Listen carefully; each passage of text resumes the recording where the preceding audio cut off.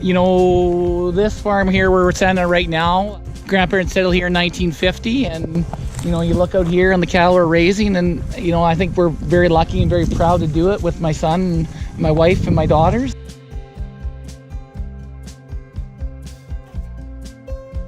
That heifer over there, she was my 4-H heifer last year.